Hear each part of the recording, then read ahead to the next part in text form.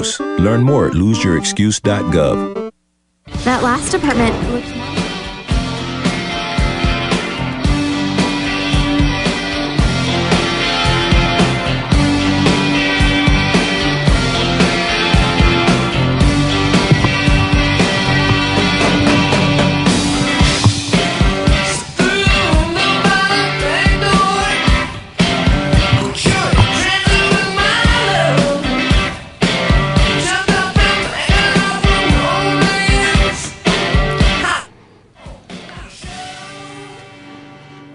Okay, it is 9 o'clock sharp, and we are ready for this week's version of Empire Watch. I'm in the studios here, George Corrette, with Pat Riot. Pat, how's it going? Oh, not so bad, George. And yourself? It's pretty good. It's the last day of April, of course. May Day tomorrow. May Day tomorrow, and could be the busiest time of the year in many, many ways.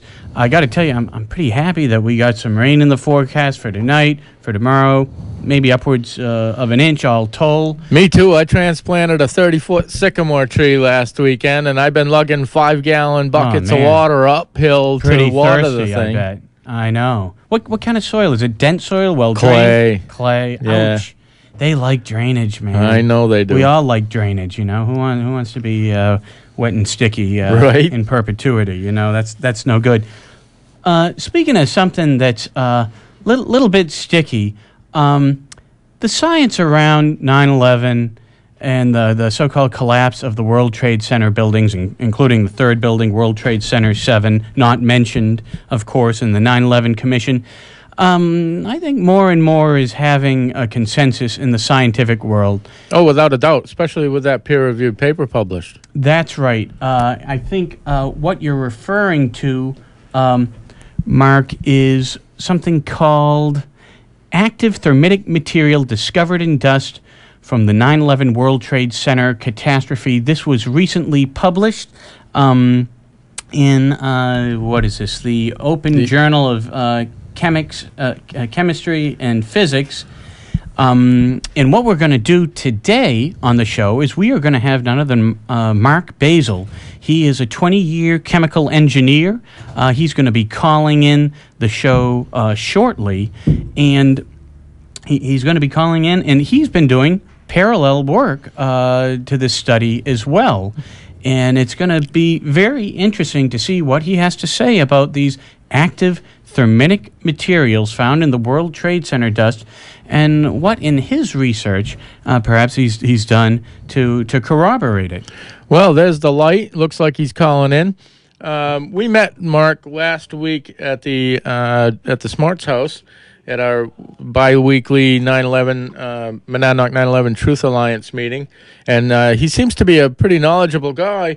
Like George says, he's doing parallel work with and is in contact with Stephen Jones, replicating many of the experiments that whole list of people: Stephen Jones, Kevin Ryan. We had Greg Roberts on a few weeks ago. Right, exactly. So he's been doing much of the same work just to corroborate, just to replicate those studies. And I think that's part of the scientific method, is Without to be able a doubt. to reproduce aspects, really give it strength and legs. Right. Hey, Mark Basile, do we have you on? Yes, you do. Hi. Oh, great. So you can hear us well then. Yeah, I can hear you fine. Thanks. We appreciate, we know you're at work and all, and taking time out to talk with us here on Empire Watch. But this is something we're talking about, the recent study, active thermitic material discovered in dust from the 9/11 World Trade Center catastrophe, and it probably hasn't gotten a great deal of media attention here in the U.S., but we're wondering if you could walk through and tell us what the scope of this study, which was recently released in a peer-reviewed format, is. Yeah, basically, in essence, what the bottom line of it is Stephen Jones, for anybody who doesn't know, basically has been involved looking at samples of World Trade Center dust, along with, really there were a number of different groups. I mean, one of the first ones, other than government agencies, who got involved in looking at different things, but basically, for example, would be an environmental firm, R.J. Lee. They basically went into the Deutsche Bank facility, which is near the World Trade Center, and did some environmental sampling just to basically let Deutsche know what they had on their hands to deal with after the horrible tragedy. Well, when they started looking at the dust, basically they started seeing some things there that they didn't quite understand. And as part of that, Jones has continued to look at the dust and look for things that, don't really seem to fit what would be expected. And there's these microspheres, metallic microspheres, which are basically molten iron. But then more recently, about 1.5 to 2 years ago, he found these red-gray chips within the dust. And red-gray, red on one side, gray on the other.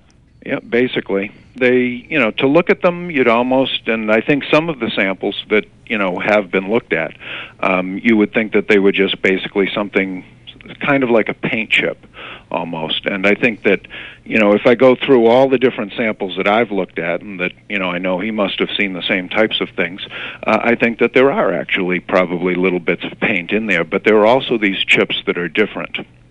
Now, you mentioned earlier that an environmental company went into the Deutsche Bank, located right there adjacent to Ground Zero.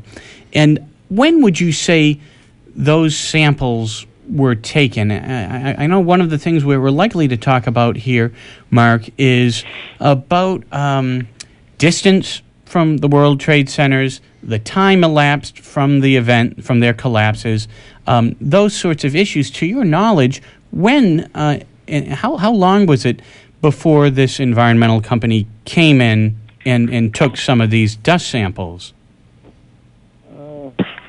I probably have the report here somewhere. I'd have to dig it out.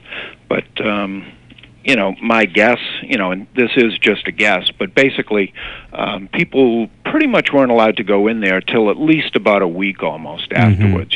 For instance, the sample of dust that I've actually looked at came from an individual who lived pretty much across the street right from the main World Trade Center 1 or 2, I forget which one it was. And she was about a week before she was allowed back in. So I would guess that, the environmental firm probably went in sometime, shortly thereafter, whenever they were contracted. It could have been days, could have been weeks, could have been months. I'm not really sure I could.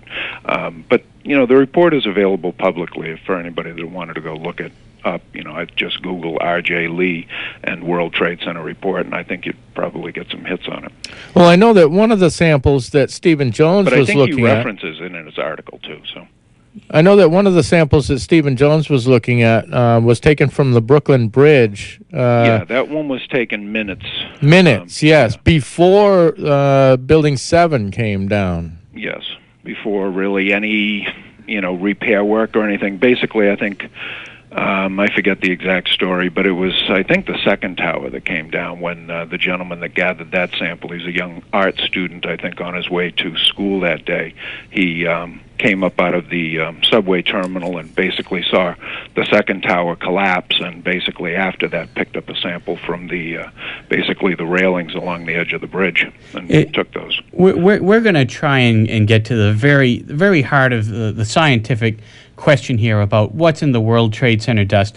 I just got to tell you one anecdote of a guy at work. I was telling him about this study and the active thermitic materials, and there's a guy who over the years has done everything he can to escape the knowledge that these buildings were demolished, and perhaps there was some inside coordination on this.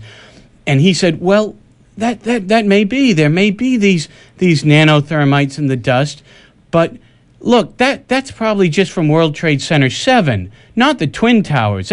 Well, yes, they might have blown up the World Trade Center 7, but not the Twin Towers. How do you know that's not from just World Trade Center 7? And I mean, that shows a great deal of contortion trying to...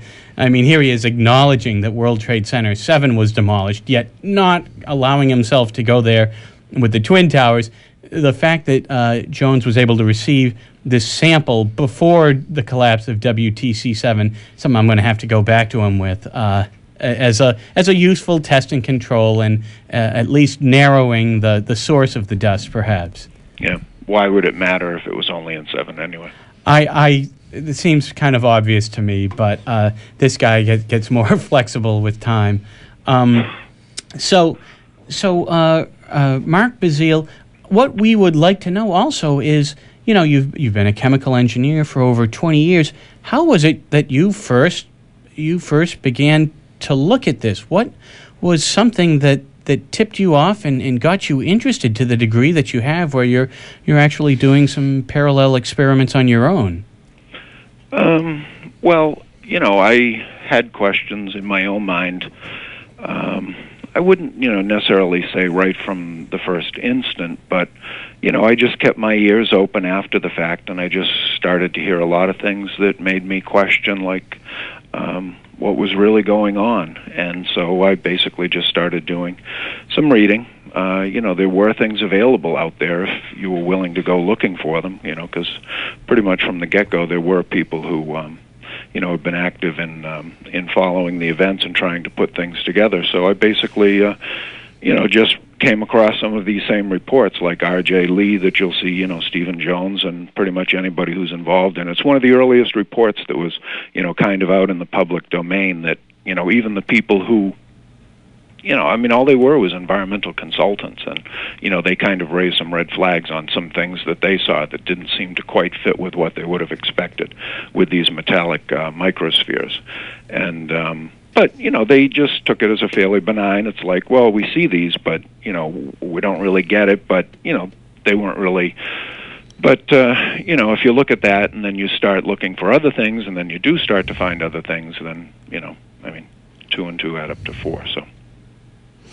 I understand that you are a member of Richard Gage's organization, Architects and Engineers for 9/11 Truth. Yeah, I've signed up.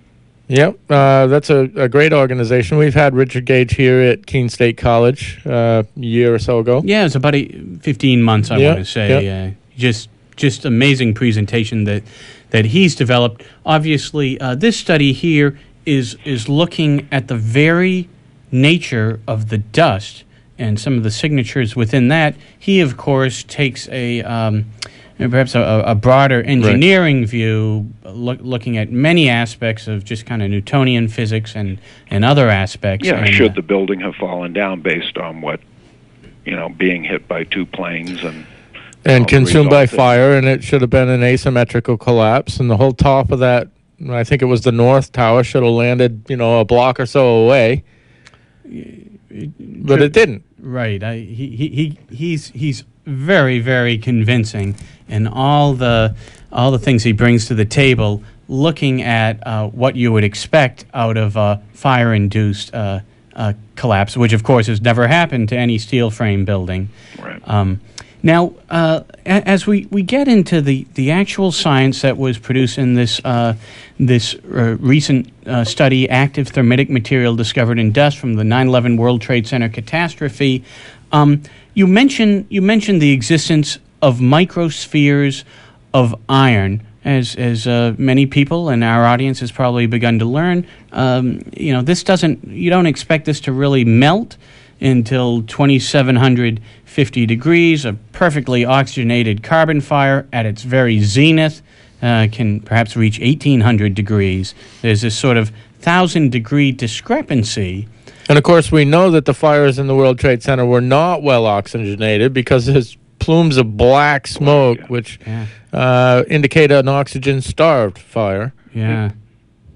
Yeah, I don't think that the building basically should have experienced the temperatures that would have been required to produce these microspheres. I know somewhere, I don't think I personally saw it, but I think in all the stuff that I've looked at, somebody even saw a molybdenum microsphere, and there's basically, the only way you're going to do that is through, 2 ways. A thermite reaction could do it. An electrical discharge, I think, would be capable of making one, so you can't discount that, but there's some other microspheres that have been found that, would take even, higher temperatures and so on. But right. So one of the things that has been talked about is often it's said, well, thermite is an explosive. It's an incendiary. Tell us a little bit, Mark, about nanothermite and some of the characteristics it has, and how it's been developed to be more than just an incendiary. Well, basically, thermite is a reaction of two materials, and the classic thermite is when you take aluminum, and in the old days it was aluminum powder, and it was used for doing things like, say, welding steel railroad ties together. It was actually used for that, and they would basically take like powdered aluminum and mix it with iron oxide, or in essence rust, and when you get this ignited, it burns just like, say, for instance, gunpowder, but it doesn't produce a lot of volume of gas like gunpowder does to produce an explosion. What thermite does is it just reacts and produces incredibly a lot of energy and, in essence, heat and very high temperatures. So the reason they would use it is they'd put this into basically a crucible that they could open up the bottom of with a little trap door. They'd ignite the thermite, and it would basically produce a pool of molten iron inside there, which they could then release down onto the tracks and weld them and then grind away the excess material. But it gets so hot that when you take the aluminum metal and you mix it with iron oxide, basically what's happening is the aluminum grabs onto the oxygen in the rust, and it makes aluminum oxide, and then you produce free iron because the aluminum likes oxygen, and it's basically more reactive than the iron. So it grabs onto the oxygen, and you produce aluminum oxide and iron. You produce molten iron, but you also produce molten aluminum oxide, which doesn't melt until 2,000 degrees centigrade. That's how hot it is. But you can also make thermites by mixing basically different metals and different oxides. Like you could substitute for the iron oxide, you could put in copper oxide or molybdenum oxide, and you'll get different amounts of energy and different things that'll be produced, like you'll produce molten copper, or you'll produce molten molybdenum, or whatever the case may be from the reaction. But in all cases, you're going to basically produce a lot of energy and molten metal. Now, in nanothermite, in these particular chips that we found, basically what's a little bit different here is that the way these have been, well, I can't tell you exactly how these were made, but if you go to the literature and look at how people are typically making them these days, what they do is they basically take an iron, for instance, if we were going to do it with iron and aluminum again, they would take iron and take a salt of it, for instance, like iron nitrate or iron chloride or whatever the case may be, and they would, with a base, basically convert the iron into like an iron hydroxide or an iron oxide type form in solution. But then they basically add some materials to make this almost like a gelatin form or a gel. Yes, we've heard about the sol gels. Kevin Ryan had mentioned that this may very well be the application for the nanothermites. Well, it could be, but it basically allows you to get this nanostructure, and that's the beginning of it. So basically what they do is they produce an iron oxide gel, and then into that you disperse your aluminum particulates. And basically by controlling the ratios of some of these different materials, you can, get a working time, in essence, where you can get everything well mixed. And then with a continued period of time, the material will begin to really set up just like, say, Jell-O would. In the beginning it's a solution almost, but then it really sets up. And then by doing different things in the way that you dry it and either not compress it or compress it, you can get varying densities. But basically what you've produced here, though, is one of the gelling agents that gets used a lot is silica-type materials. And so what you wind up with is, the way I describe it to people would be, if you picture soap bubbles, and soap bubbles basically have a lot of surface. Each one of those bubbles is a liquid layer. And if this layer of liquid is in essence, it winds up being like glass when you do this with silicate or silicon dioxide type materials that you're using as your gelling agents. You pretty much wind up with these very small micro bubbles of, in essence, glass or silica that all on the inside of these are coated with these small particulates, and all depending on how you play with your chemistry, you can vary the sizes and so on. But again, we're talking generally micro and nano type structures. They'll be coated all over on the inside with these very small particles of aluminum and iron oxide. And when you get this ignited, it has the potential, again, all depending on how you play with things, to either have very fast burn rates, or you can control them to be a bit slower.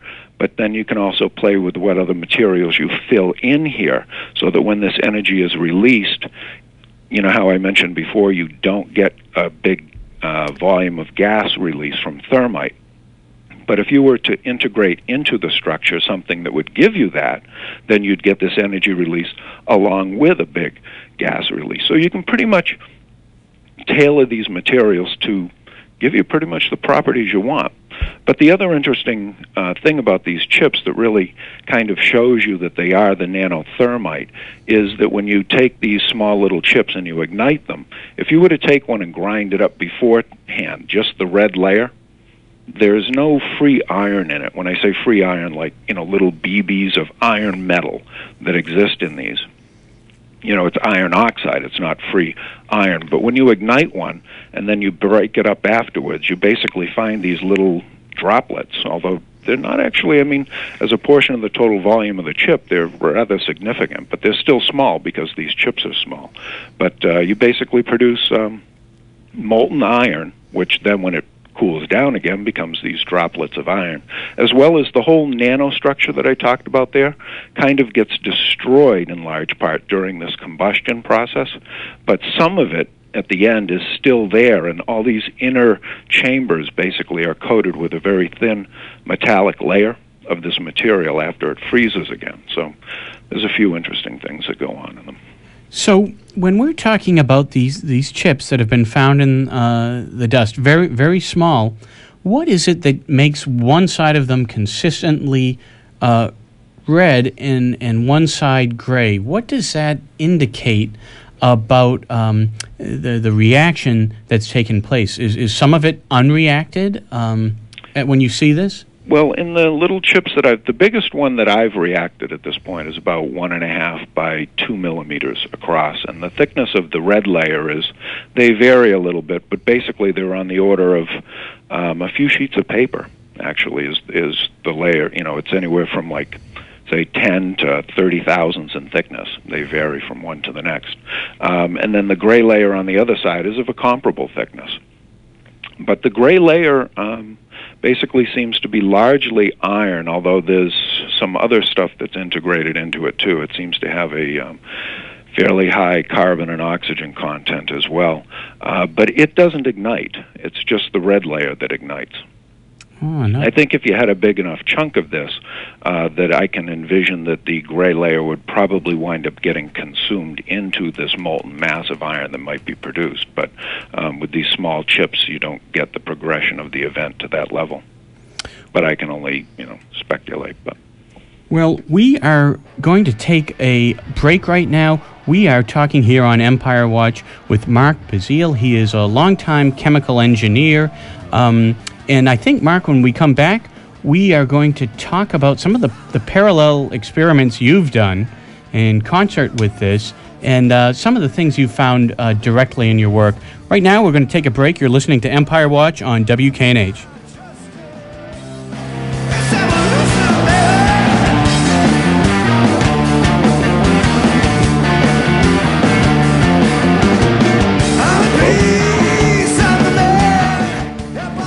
That just 30 minutes a day of physical activity can improve your health and decrease your risk of heart disease. Walking is an easy way to start. For every hour of regular vigorous exercise, you can gain 2 hours of life expectancy. So start walking for yourself. Start walking with your family. Start walking with your friends. Start walking in your community. Start walking.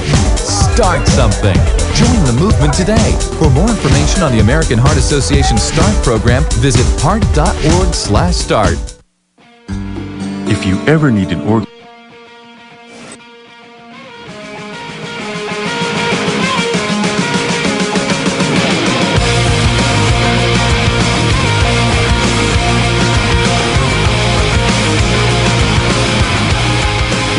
And we are back on Empire Watch. We're talking with Mark Basile, long-term chemical engineer, who's been doing some parallel research on the red-gray chips found in the World Trade Center dust, parallel to what Stephen Jones has been doing. For those of you who don't know who Stephen Jones is, he was a physics professor at Brigham and Young University out in Utah.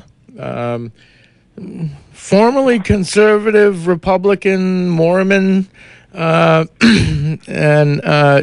probably would have been very much in line with some of the Republican thinking. Did seminal research on nuclear fusion as well. Yeah. But knew right away that what the neocons were up to was not good, and knew right away that the events at the World Trade Center were not as they were told to us, and started to do some of the research, scientific research, and now is one of the co-authors of this peer-reviewed paper that has been sent out to the scientific community and basically confirmed by the scientific community as being scientific fact. And this is where, Mark, we would like to ask you, what are some of the things you've done in examining the dust? You sent me that clip of an experiment you did, a video clip, and I know on the radio here that's not something we can share directly with listeners, but yep. What was that all about?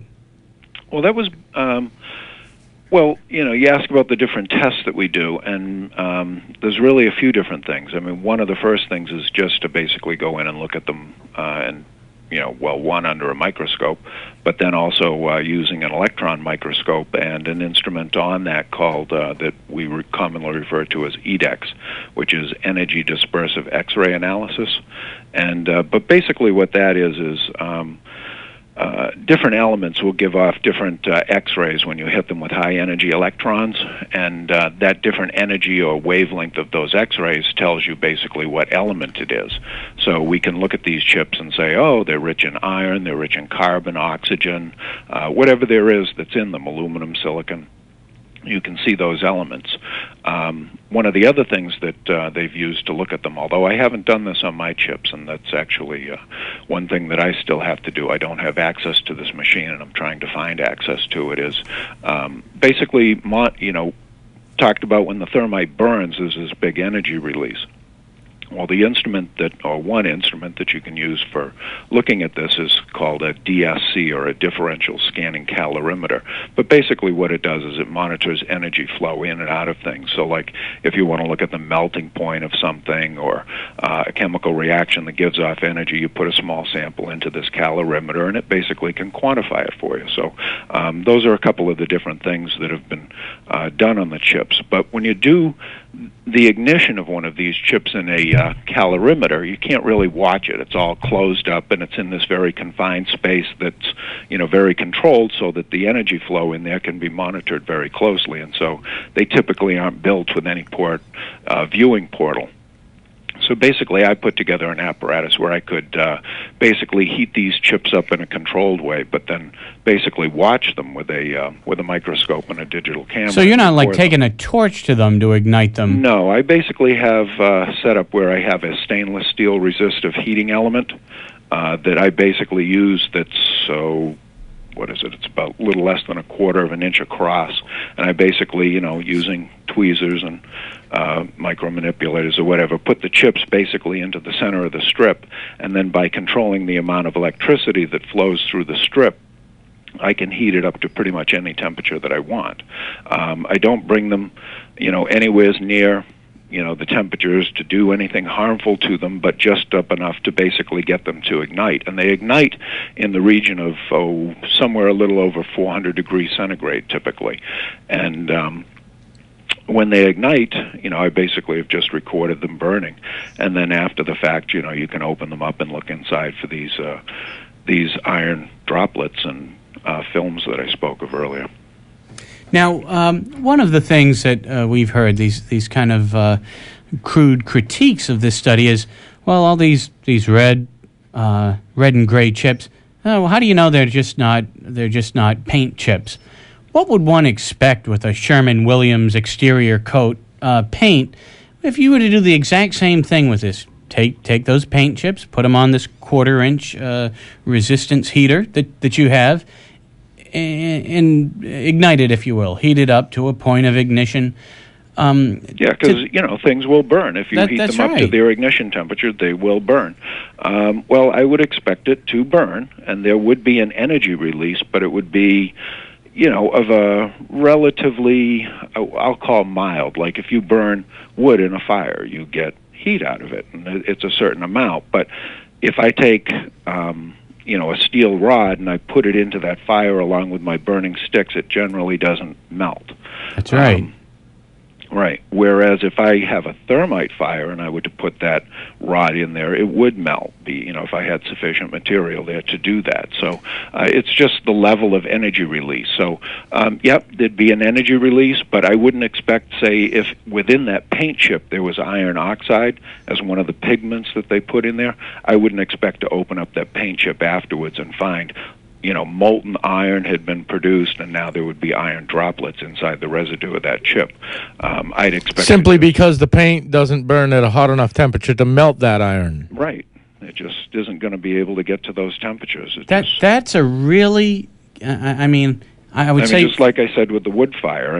It just isn't going to happen. Right. If listeners come away with one thing here, that's a very important thing, that you are taking the dust, and it ignites at about 400 degrees centigrade, yet what comes out of this are these small iron rounds.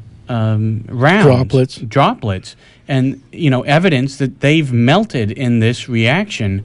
This is the dust, people. This is the dust that everyone has seen, and that was ubiquitous through New York in the after the catastrophe on 9/11.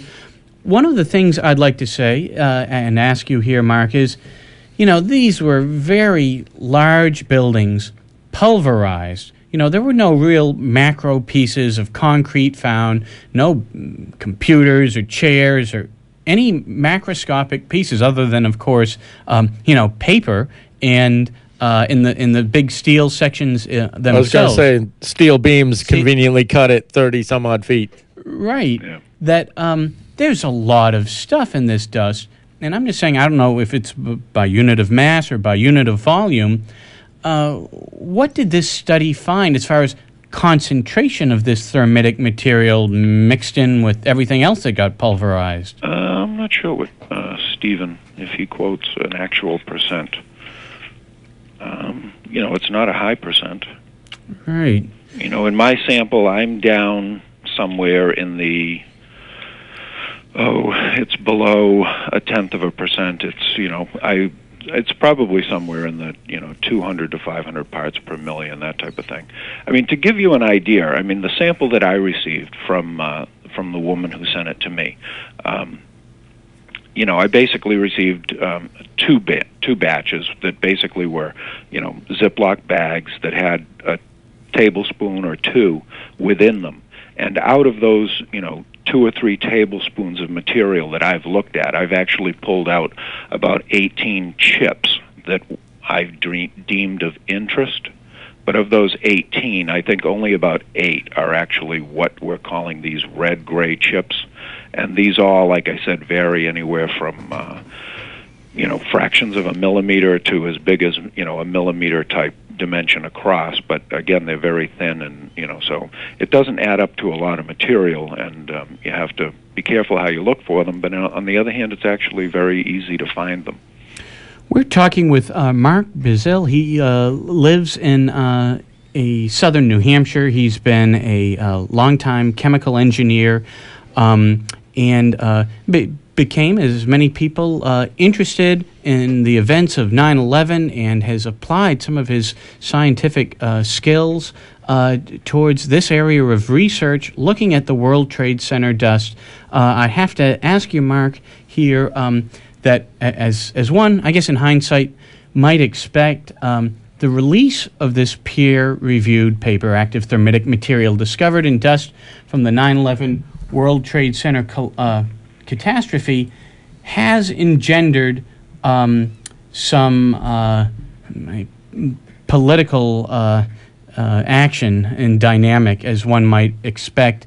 This was published in a journal called Open Chemical Physics Journal in the April issue, and I'm not sure if you're aware of it or not. I fired you off an email earlier this morning, but actually the editor of this journal... I was just looking at it here. Yeah, the editor of this journal, a French woman, has recently resigned over this. What she's saying is that she was unaware that this was being printed in her journal, and I guess it's Bentham Publishers that actually does the publishing in the journal, and that she was unaware of it. Also, that she says, her name, this editor, Marie-Paul Pileni, points out that because the topic lies outside her field of expertise, she cannot judge whether the article in itself is good or bad. This immediately, I have to say, Mark, engenders some suspicion. She has a history with French defense research, and actually has been a member of the National Society of Powders and Explosives.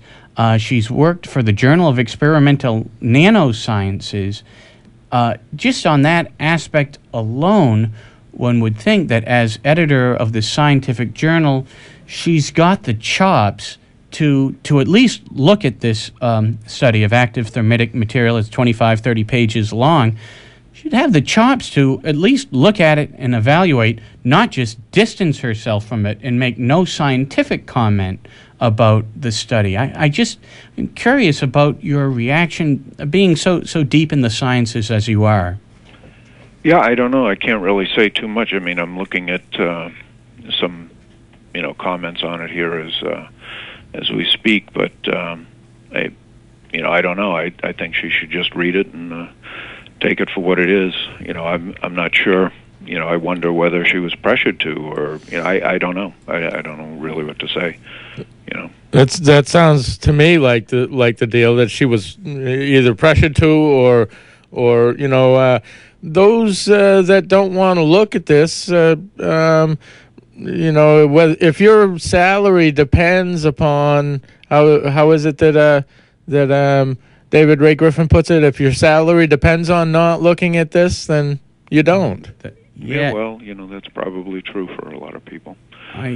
Having worked with the French Defense Department for a great deal of her career, I mean, this is just speculation. However, when you read her comments, they're pretty vitriolic and emotional, and it's not that difficult a paper to understand. I read it and I understood most of it, and this clearly lies within her field of expertise. She should be able to get a handle on this pretty easily.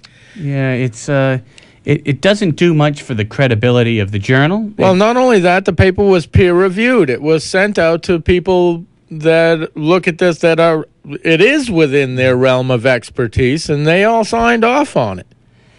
Yes. I would say here on Empire Watch, this is a story that we, and certainly the 9/11 Truth Hour, you can hear the 9/11 Truth Hour every Thursday at 10 a.m. Mike Kasner's the host of that. He'll be in just a few minutes. But this is a story that we will keep you up to date on because we just, on the prima facie basis, are a little bit skeptical of it. But then again, we'll just let you know, the Open Chemical Physics Journal, which published this paper just recently, the editor-in-chief resigned from this, and I just felt it was worth noting. Mark, I know you've been in contact with a number of the scientists that have been involved in their work in producing this paper. I was wondering also, Mark, while we're kind of talking about some of the ramifications of this, to the lay person out there, what does this mean? What does it mean that we're finding nanothermites in the World Trade Center dust? Well, to me, I mean, basically what it's telling me is that these materials were pre-positioned there. Who did it? I can only guess and speculate. And, that's all it would be my personal guesses and speculations. But it does say that there was something inside those buildings that, to the first order would certainly help being capable of bringing them down in the way that we saw by undercutting the strength of the structure. I mean, that's one of the other applications of thermite. It's used in demolition of buildings to basically cut through steel beams like a hot knife through butter.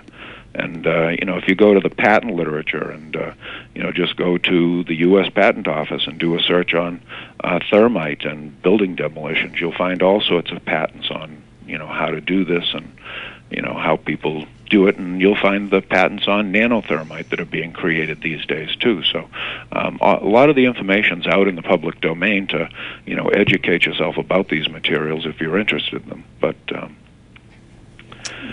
okay. But that's the bottom line. I mean, these are high-energy materials. One application that they could be used for is taking down a building, and they're in the dust of the building that came down. So I don't know. It was probably last month. My partner and I we sat down and we watched Richard Gage's and we're talking Richard Gage of Architects and Engineers for 9/11 Truth. Watched a recent presentation of his, and where I would bring this to you, Mark, is at one point he includes all the expressions of energy that happen in the collapse of the Twin Towers. And we're talking about pulverization of dust. We're talking about horizontal ejections. We're talking about the free fall speed of the building. And, of course, one of the standing Twin Towers has X. It has X amount of potential energy.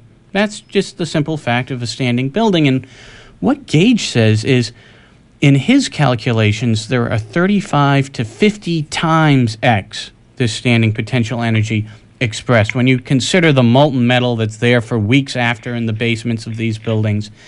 And steel beams being ejected 500 feet laterally into the side of another building. Yeah, the pulverization of the concrete. There's a lot of things. There's a lot of things going on there. The entire mass of the building coming straight down at free fall speeds through the path of most resistance, completely defying the law of conservation of momentum. And so when we're talking about perhaps the explosive or the incendiaries, that's a lot of energy. That's a lot of energy.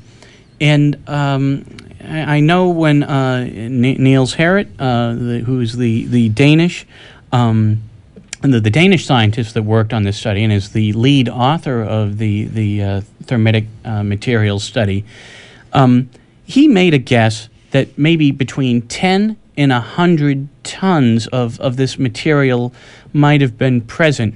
And my question to you, Mark, is how do you begin calibrating that? Do you move backwards from looking at the dust, or do you look perhaps in the direction that Richard Gage did, how much energy was expressed in the collapses? Excuse me. I think there's a few different things you could do. I mean, on a first order, you could, to a degree, calculate how much material would be required. Simply, again, I mean, people do this for a living, so, you can figure that out. That's one starting point. Trying to do the energy calculations, it gets pretty complex, and but I think there's probably ways that you could make some estimates on these things, and but yeah, when I look at the whole thing, it just doesn't seem to really make a lot of sense to me. What I saw versus the way that the whole thing is being explained. There's just too many things that don't really add up right. And then, in addition to that, now to find actual physical evidence within the dust that really, I think anybody could find it that wanted to look for it. I mean, all you basically do is take the dust and you pass a magnet near it, and everything that's magnetic, and these red-gray chips are magnetically attracted, will be attracted to that magnet. So you can pretty much sort this material out from the dust easily, and then you pretty much have to segregate these red-gray chips from all the other stuff. But there really isn't all that much other stuff, although there is a lot of other interesting stuff in there too. We talked about the metallic microspheres, but there's actually a lot of these glassy microspheres too, a lot of those which are magnetically attracted. So, I could make some guesses about stuff that's going on there, because glass isn't normally overly attracted to a magnet. Well, something that you just said struck me.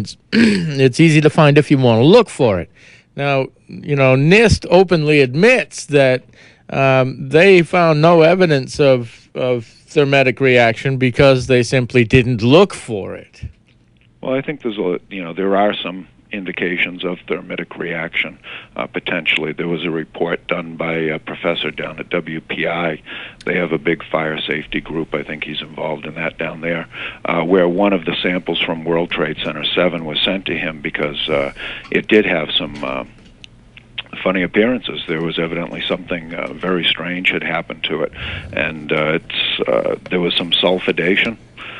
So basically, sections of the steel had been turned molten and had very high sulfur contents in them, along with the iron and the melted steel and so on. So that's a possible other indicator that there was thermite here, because a lot of times, people who are following this, they hear the term thermite, thermate, and so on.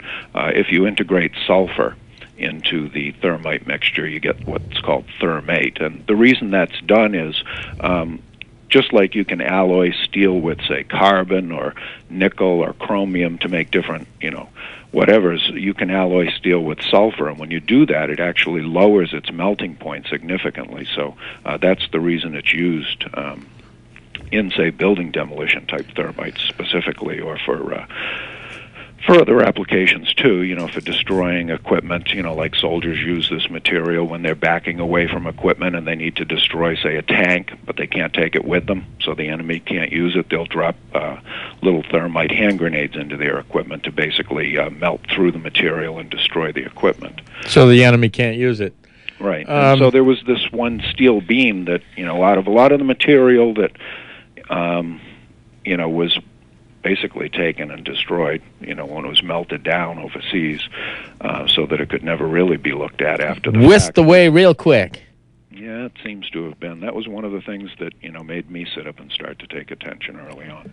But the disposal of evidence in one of the in the largest crime scene in American history. 800 trailer trucks a day. Yeah. And all shipped overseas to be melted down and made into a new battleship, I understand, or aircraft carrier, whatever it is.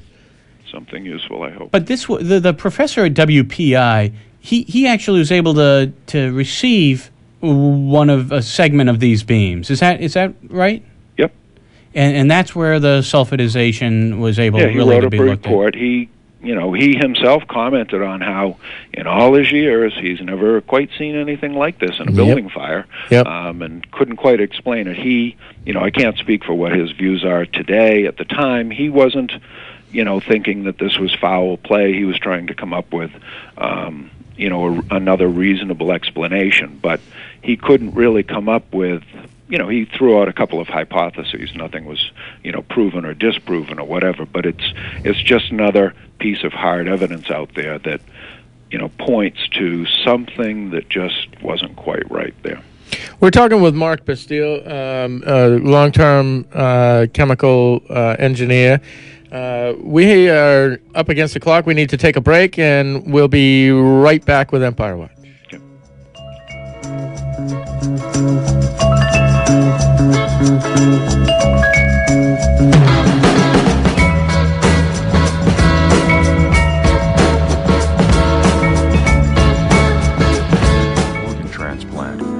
probably die before you get one. Thousands of Americans die waiting every year. You can improve your odds by joining LifeSharers, and it's free. Visit lifesharers.org or call 888-ORGAN-88. LifeSharers puts organ donors first. When you join LifeSharers, you get preferred access to the organs of other members. This could literally save your life. Join LifeSharers today. There's no age limit. Parents can enroll their minor children, and no one is excluded due to any pre-existing medical condition. Call 888-ORGAN-88 or visit lifesharers.org. That's LIFESHARERS.org. LifeSharers. It's free. It could save your life.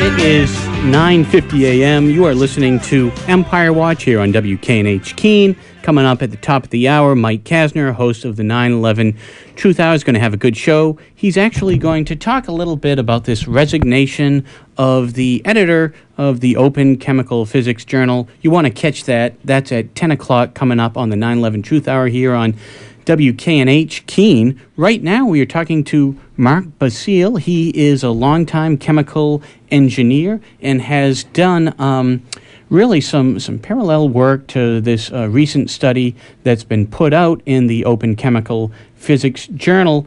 I'm wondering, I know, Mark, you are considering publishing yourself on this, and I'm wondering what other things are you looking to do before you get to that point?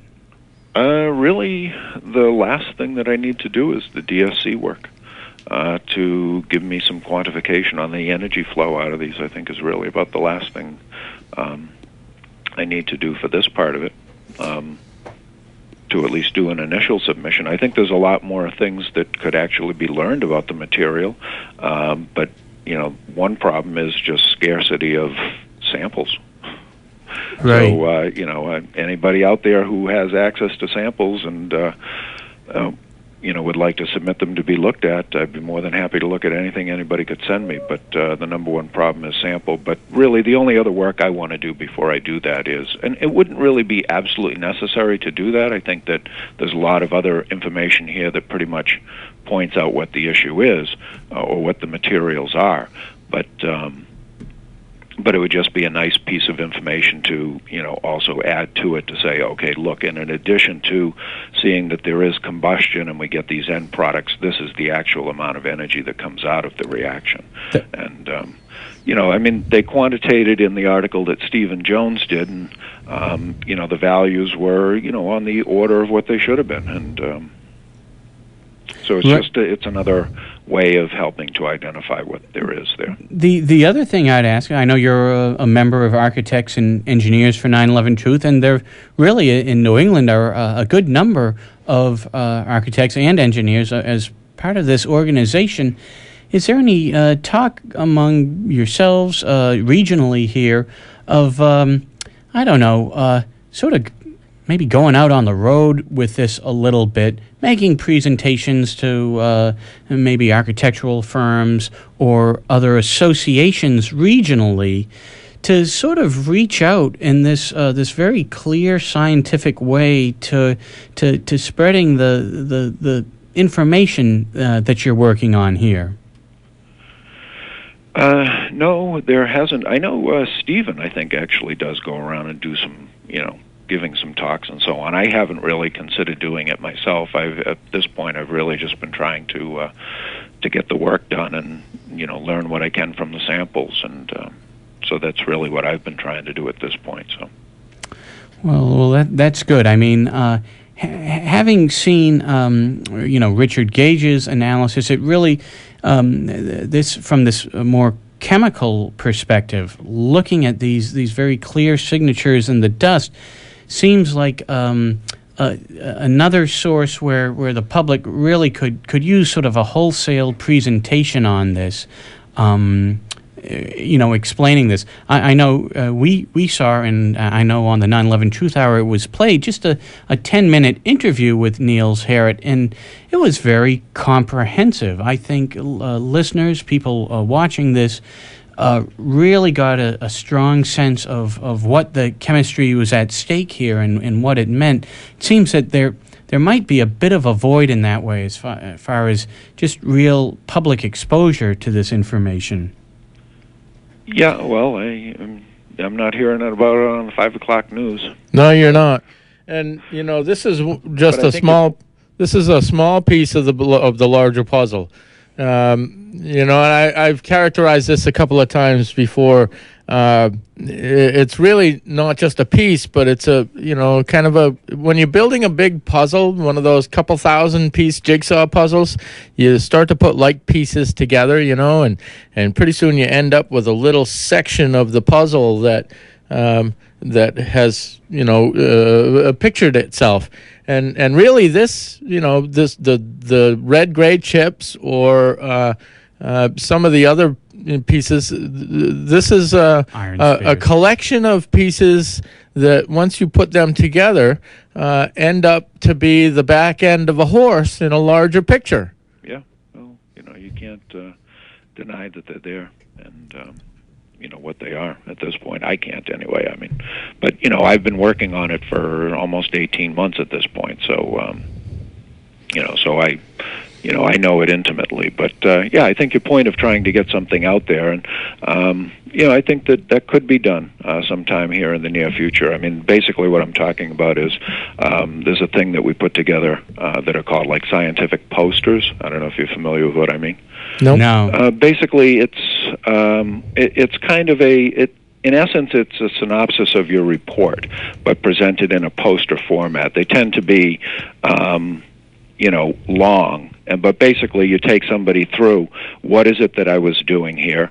Then you take them in. It's basically a report. What were my procedures and materials? What were my results? And you basically, there's text, but along with the pictures that are needed and the graphs that are needed to basically portray the information. So, in addition, it would basically be taking his article and transforming it from, a full, say, 30-page article into, something that would typically be, say, 3 foot high by 6 feet across if you were to print one out full scale. But if you look at it on your computer, you can kind of just scroll up and down and across to read through it in a PDF format. Yep. They can be produced in a PDF format. But basically, it would take the results of some of these experiments and put them into a PDF-type format that people could just pretty much walk through. What is it that I did? What did I find? And what are the results? What's the conclusions? Yeah, well, I was in a meeting the other night, and somebody mentioned the idea of a science fair, and that was the type of thing that came to mind for one way to possibly present these results, right, one of these to the general public. That would be awesome. One of the things that 9/11 Truth host Mike Kasner has said regularly is, on September 13th, the EPA had taken samples, looked at all of these, and September 13th came out and said, Christine Todd Whitman said, well, yep. The air is safe to breathe, the water is safe to breathe. And obviously, this is a tragic thing that perhaps deserves to be prosecuted. Many people were injured as a result of this. Many people are still being injured as a result of this. That's true. And what Mike Kasner has said, despite all of that, is another thing, an important thing that is being that's a consequence of this, is that it stops looking at the dust. By saying the air is safe to breathe, it kind of shuts down really focusing on what is in the dust.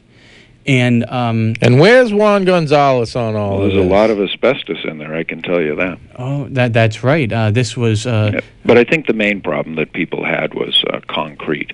Concrete is corrosive in and of itself. Anybody that's worked with concrete and gotten it on their hands and done a set of stairs and stuff at the end of the day, your hands aren't quite the same as when you started. And so, you don't want to get that into your lungs, and having asbestos get there too wouldn't be any good. But there's all sorts of stuff in that dust. Glass fibers, asbestos fibers, you name it, it's there. Mark, it's been an absolute pleasure to talk to you. We've run out of time here. We really appreciate you coming on and explaining all this to us. It was nice. Thank you. Very, very educational. Mark Basile, he is a longtime chemical engineer. Mark, again, thank you very much for being on Empire Watch. All right, take care. Thank you. And we will talk to you all next week.